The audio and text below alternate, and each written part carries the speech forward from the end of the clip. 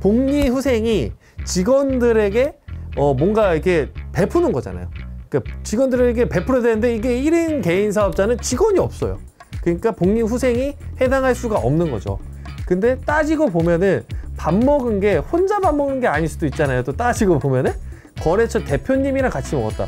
이거는 복리후생이 아니고 접대거든요. 그러니까 이거는 계정 과목을 달리하면은 또 비용 처리할 수 있는 항목이 생길 수도 있다 이거죠. 네, 안녕하세요. 로뎀 세무법인의 김종석 세무사입니다. 안녕하세요. 로뎀 세무법인의 지재훈 세무사입니다. 네, 우리 지 대표 오랜만에 찾아오셨는데 네. 좋은 정보 들고 오셨죠? 좋은 정보 들고 왔습니다. 종소세 끝났으니까요. 네, 이번에 종합소득세 잘 마무리했는데요.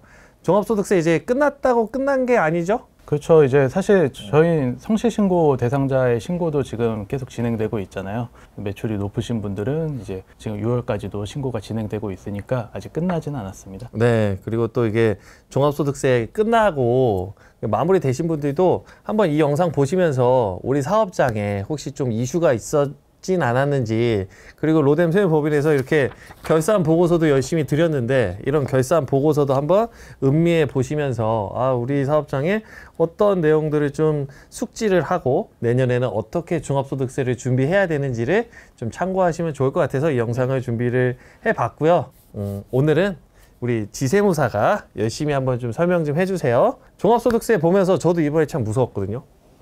점점 국세청 시스템이 고도화가 되어 가는구나. 나보다 나를 더 잘 아는구나. 이런 생각을 좀 많이 했는데 안내문에 진짜 많은 내용이 떴잖아요. 네. 종합소득세 안내문. 매번 중요하고 제가 진짜 10년 넘게 했지만 초창기에는 이런 안내문이 정말 속된 말로 허접했는데 요즘은 정말 무섭다. 이 내용 중에 좀 중요하게 알아야 되는 내용 좀 알려주시면 좋을 것 같아요. 첫 번째로 저희가 좀 문제가 되는 사업장에서 가장 많이 나오는 메시지라고 볼 수 있죠. 일단 적격증빙 과소 수치 안내라는 것이 있어요. 이제 우리가 지금 23년도에 종합소득세 신고를 하다 보니까 국세청은 22년도의 자료를 파악해서 분석을 하고 안내가 나오거든요. 이 메시지는 일단 22년 귀속 종합소득세 신고한 내용 중 국세청이 분석하고 있는 재무제표의 비용과 우리가 사업장에서 비용 처리하고 있는 금액과의 차이 금액이 5천만 원 이상일 때 발생하는 메시지입니다. 그러니까 보통 우리 적격증빙이라고 하면 세금계산서가 1순위가 될 텐데요.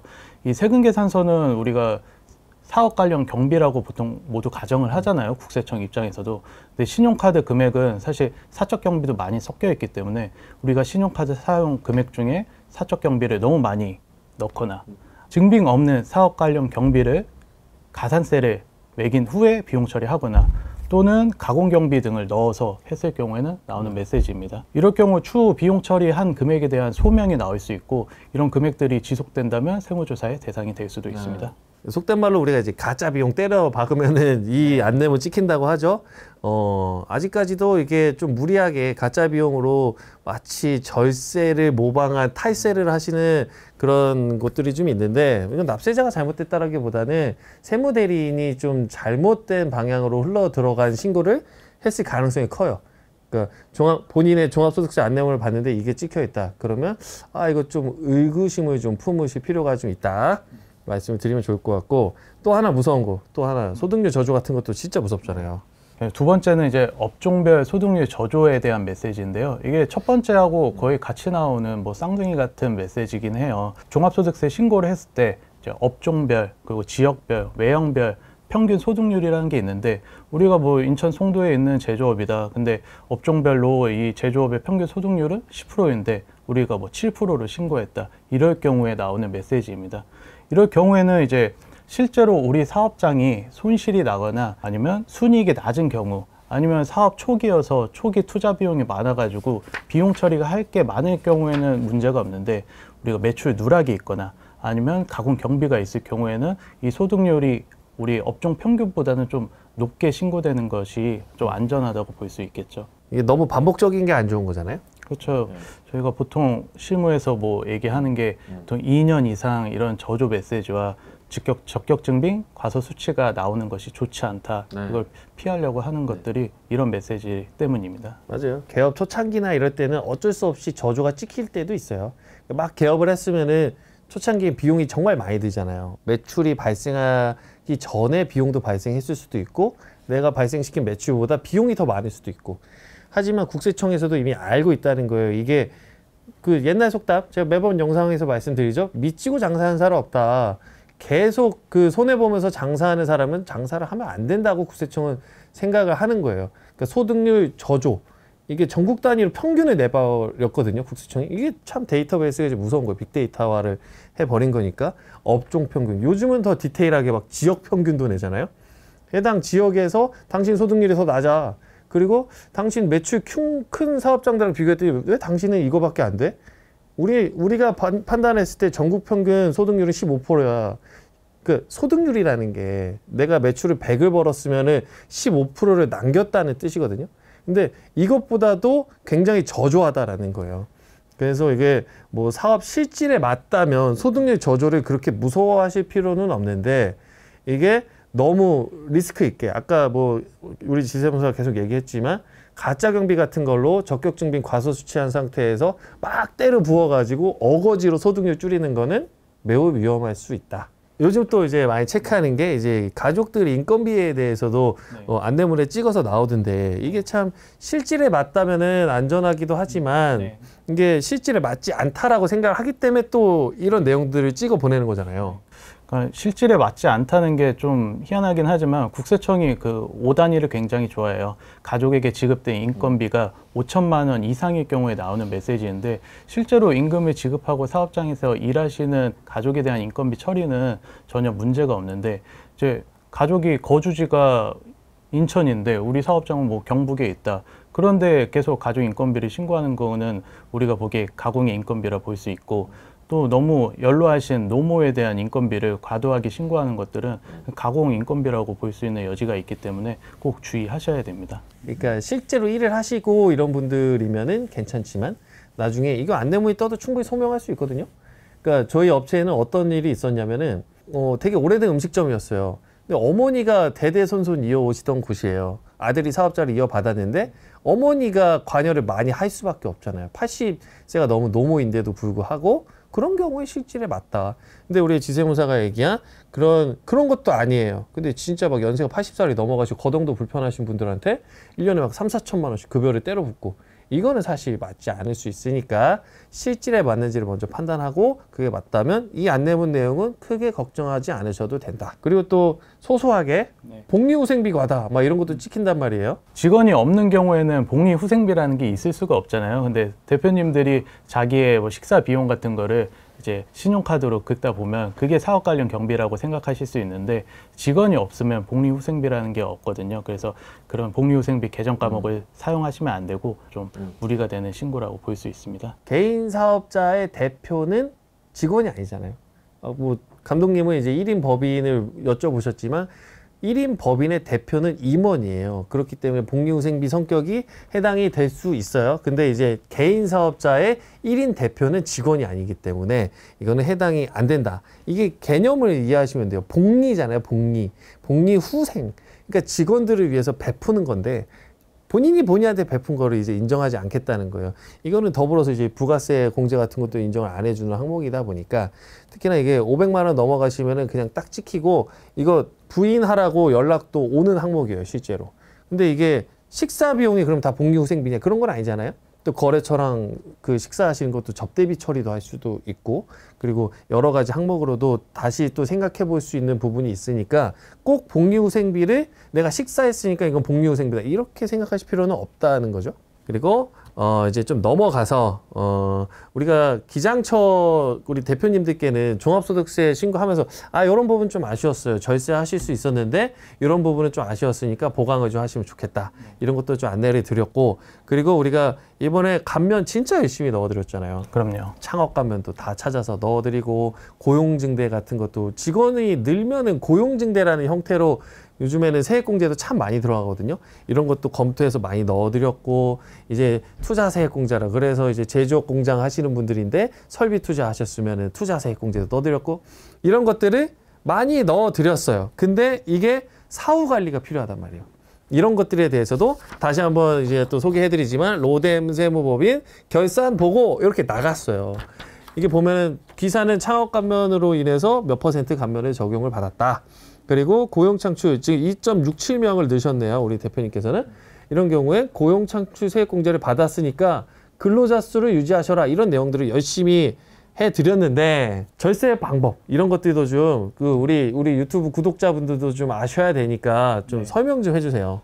저희가 결산 보고서를 통해 기장처에 뭐 특수적으로 적용되는 세액 감면은 따로 말씀드리지만 공통적인 절세 포인트들이 있어요. 첫 번째는 노랑우산 공제가 있습니다. 노랑우산 공제는 국가가 운영하는 저축 상품으로 최대 500만 원까지 소득 공제가 되는 상품이거든요. 그러니까 연간 500만 원을 우리가 저축을 했을 때 복리 이자를 발생하는 저축 상품뿐만 아니라 4천만 원의 소득 금액을 갖고 있는 대표자의 경우에는 세금에서 한 80만 원 정도가 공제된다고 보시면 되세요. 소득 공제 항목이지만 굉장히 세액도 공제가 많이 되기 때문에 이건 꼭 연간 500만 원 한도로 가입을 하셨으면 좋겠어요. 저도 이거 개업 초창기부터 들어가지고 저는 그냥 한 달에 딱 30만 원씩 붓고 있거든요.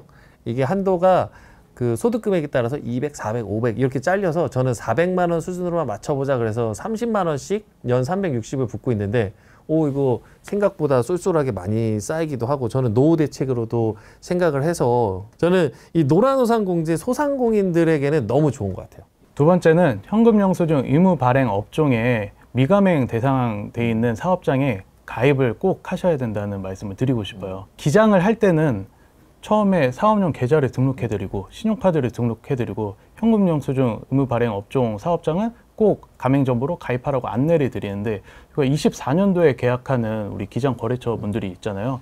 그럴 경우에는 5월 종합소득세 신고 안내문을 봤을 때 이 현금 영수증 가맹 사업장이 지연 가맹돼 있거나 미가맹되어 있는 경우를 굉장히 많이 봤어요. 그럴 경우에는 우리 중요시 여기하는 창업 감면이나 중소기업 특별 세액 감면들이 다 배제되니까 이 혜택을 놓치는 경우가 종종 계속 보고 있거든요. 그래서 사업용 계좌 등록뿐만 아니라 현금 영수증 의무 발행 업종 사업장은 꼭 가맹점으로 가입을 하셔라 말씀을 드리고 싶어요. 네. 이거 대부분 이제 소비성 업종들이 해당이 되잖아요. 네. 그러니까 현금 영수증 의무 발행 업종이 꼭 가맹점으로 등록해라라는 제도인데 말은 어렵지만 요건이 뭐냐면 소비자를 대상으로 물건이나 이런 거를 팔 수 있는 사람들은 웬만하면 현금 영수증으로 가맹점으로 등록을 해라 이 뜻이에요. 근데 대부분 음식점, 뭐 카페, 우리가 쉽게 접할 수 있는 소비성 업종들, 뭐 노래방이나 이런 것들은 카드 단말기를 놓으니까 다 되어 있어요. 자동으로 가맹점이 등록이 되거든요. 근데 진짜 많이 안 되는 업종들이 건설업 하시는 분들, 그 중에서도 실내 건축 인테리어 하시는 분들이 소비자를 대상으로 할 수 있잖아요. 그런 분들은 현금 영수증 가맹을 꼭 하셔야 되는데 대부분 이런 분들이 누락을 많이 하셨고, 그리고 도소매 하시는데 가끔 가다가 소매 판매하시는 분도 있단 말이에요. 그러니까 물건을 사왔는데 대부분 도매하시는데 소비자한테도 가끔 물건을 파시는 분들이 있어요.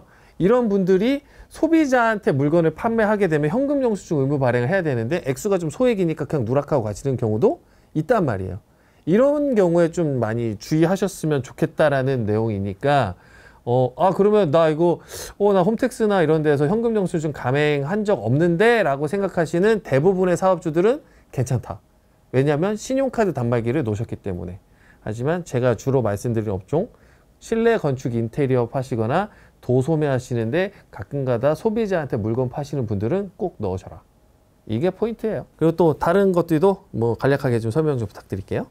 세 번째는 소소한 경비 처리이기도 하지만 접대비, 이제 명칭이 바뀌었죠. 기업 업무 추진비라고 하는 경조사에 관련된 비용을 꼭 챙겨주시는 게 좋을 것 같아요. 이제 청첩장이나 이제 장례식장에 간 거에 대한 부고문을 모아두시면 건당 20만 원씩 비용 처리가 되니까요. 꼭 그런 것들 잘 모아두시면 좋겠습니다. 네, 그리고 이 업무용 승용차 관련돼서 24년에 개인 사업자들도 내용이 좀 많이 개정이 됐고, 특히나 보험 관련된 거. 이게 보험을 기존에는 그냥 프리하게 들어도 됐는데 임직원 저용보험이 꼭 들라고 바뀌었단 말이에요. 이게 24년도부터 법이 좀 많이 강화가 됐어요.